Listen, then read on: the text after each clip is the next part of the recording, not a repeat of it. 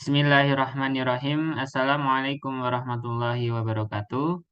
Perkenalkan, saya Ananda Family Pratama. Saya dari Universitas Islam Indonesia. Dalam video ini, saya akan menjelaskan learning point dari manajemen keuangan strategik guna memenuhi tugas learning point manajemen keuangan strategik. Maka saya akan menjelaskan learning point dari pertemuan 1 hingga pertemuan sebelum UTS, yaitu pertemuan ke-7. Dalam video ini, learning point yang akan saya jelaskan akan saya bagi chapter by chapter. Baik, learning point yang pertama atau chapter yang pertama yaitu mengenai manajemen keuangan strategis, pembahas mengenai tinjauan manajemen keuangan strategis. Apa itu manajemen keuangan strategis?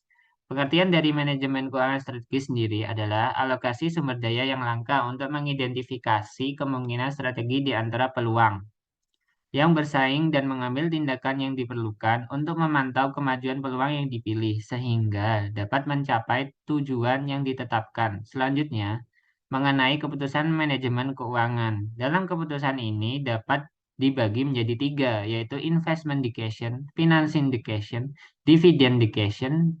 Eh, se- Selanjutnya, pengertian mengenai investment decision memiliki pengertian pemilihan aset di mana dana akan diinvestasikan oleh perusahaan. Kemudian, financing decision memiliki pengertian pemilihan bauran pembiayaan atau struktur permodalan. Dan yang terakhir, dividend decision memiliki pengertian pemilihan alternatif yang tersedia dalam berurusan dengan keuntungan perusahaan. Dalam chapter ini juga menjelaskan mengenai fungsi dari manajemen keuangan strategis. Yang pertama, ada pencairan terus-menerus untuk peluang investasi.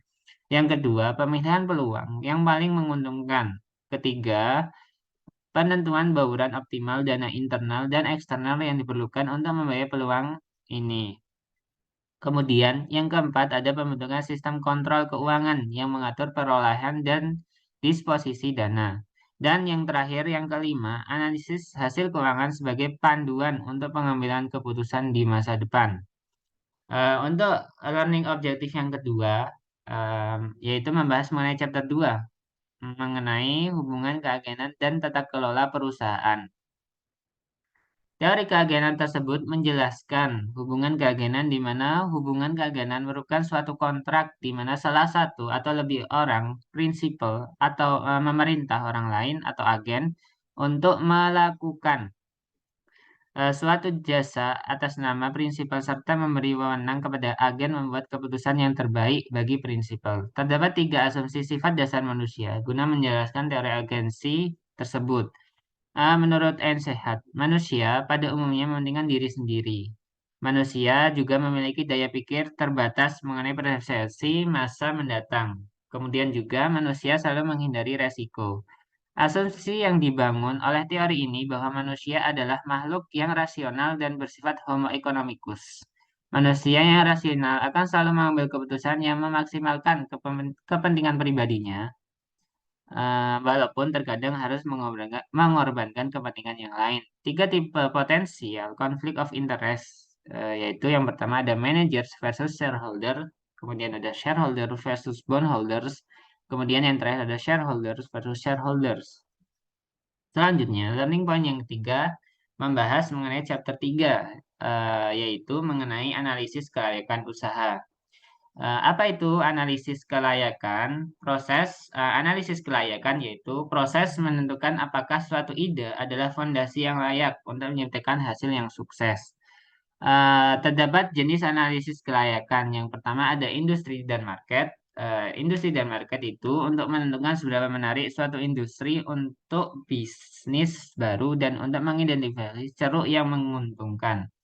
Industri dan pasar menguntungkan menggunakan 5 kekuatan Porter, yaitu ada calon peserta, pembeli, supplier, pengganti, persaingan di antara perusahaan yang ada. Kemudian jenis analisis yang kedua mengenai produk atau layanan. Dan jenis analisis yang terakhir atau yang ketiga yaitu mengenai keuangan.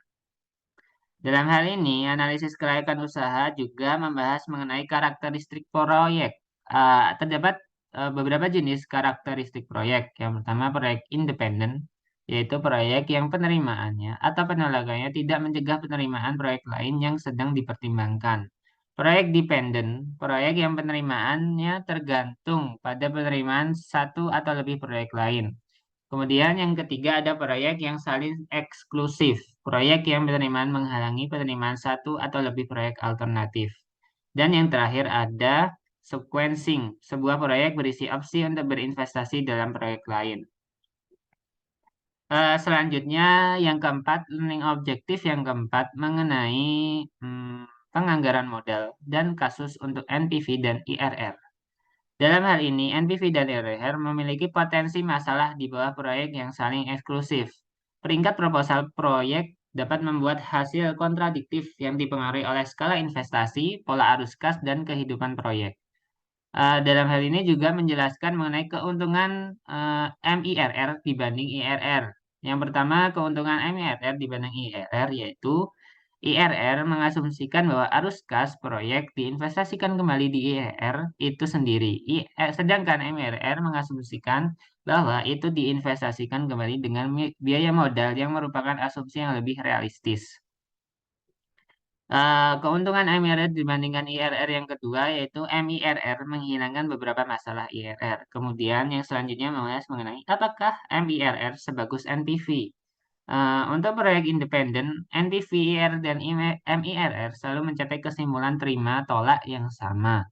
Untuk proyek yang saling eksklusif, konflik dapat muncul. Menurut Brigham dan Earhart menyatakan bahwa MIRR lebih unggul dari IRR sebagai indikator tingkat pengembalian yang benar. Tetapi NPV lebih baik daripada IRR atau MIRR ketika memilih di antara proyek yang bersaing. Baik untuk selanjutnya learning objektif yang kelima atau membahas mengenai chapter 5 yang membahas mengenai penganggaran modal di bawah kondisi ketidakpastian. Apa itu penganggaran modal? Penganggaran modal sendiri memiliki pengertian seluruh proses menganalisis proyek dan memutuskan mana yang akan diterima. Kemudian juga memilih di antara investasi, memutuskan apakah akan mendanai proyek baru atau tidak. Pengertian lain dari penganggaran modal yaitu proses yang digunakan perusahaan untuk memilih serangkaian investasi yang menghasilkan kekayaan paling banyak bagi pemegang saham. Kemudian dalam penganggaran modal ini juga membahas mengapa penganggaran modal itu sangat penting. Yang pertama, penganggaran modal itu sangat penting dikarenakan melibatkan investasi sumber daya besar-besaran. Kemudian ada penganggaran modal sangat penting dikarenakan memiliki implikasi jangka panjang bagi perusahaan. Dan yang mengapa penganggaran modal sangat penting yaitu karena melibatkan ketidakpastian dan resiko bagi perusahaan. Di dalam chapter 5 ini penganggaran modal di bawah kondisi ketidakpastian juga membahas tentang jenis eksternalitas dalam penganggaran modal. Yang pertama ada negatif di dalam perusahaan, yaitu dampak tidak baiknya, yaitu kanibalisasi yang terjadi ketika produk baru bersaing dengan yang lama. Kemudian ada dampak positifnya atau positif di dalam perusahaan, yaitu mengenai proyek baru akan saling melengkapi dengan yang lama, di mana arus kas di yang lama akan mengangkat ketika yang baru diperkenalkan. Kemudian yang ketiga mengenai dampak lingkungan. Bagaimana dampak proyek tersebut terhadap lingkungan. Dalam bab ini juga membahas mengenai proyek arus kas. Terdapat 3 jenis proyek arus kas. Yang pertama ada arus kas incremental, kemudian ada sunk cost, kemudian ada biaya peluang. Selain itu juga membahas mengenai analisis. Yang pertama mengenai analisis sensitivitas. Apa itu analisis sensitivitas? Jenis analisis ketidakpastian. Bagaimana jika di mana variabel atau asumsi diubah dari kasus dasar untuk menentukan dampaknya terhadap hasil terukur proyek. Kemudian juga mengenai apa itu analisis skenario, teknik analisis resiko di mana kasus terbaik dan terburuk dibandingkan dengan kasus dasar proyek. Untuk learning objektif yang terakhir mengenai merger dan akuisisi, yaitu di bab 6 dan bab 7. Merger dan akuisisi.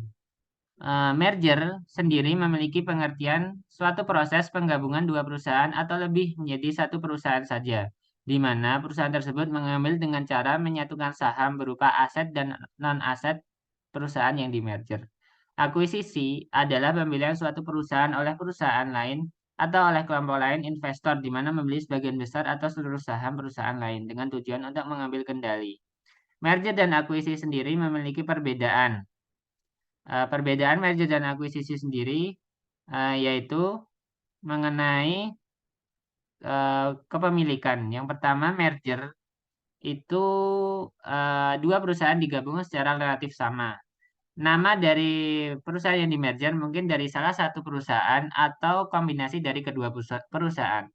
Salah satu perusahaan biasanya lebih dominan dalam manajemen. Kemudian sedangkan di akuisisi, satu perusahaan membeli perusahaan yang lain dapat berupa saham, pengendali mayoritas, atau semua saham perusahaan target. Dalam akuisisi ini biasanya terdapat konflik yang bermunculan ketika ada satu perusahaan diakuisisi dengan perusahaan yang lainnya melalui tender offer. Kemudian ada beberapa isu dalam restrukturisasi perusahaan, yaitu yang pertama kesulitan integrasi, evaluasi target yang tidak memadai, dan utang yang besar atau luar biasa.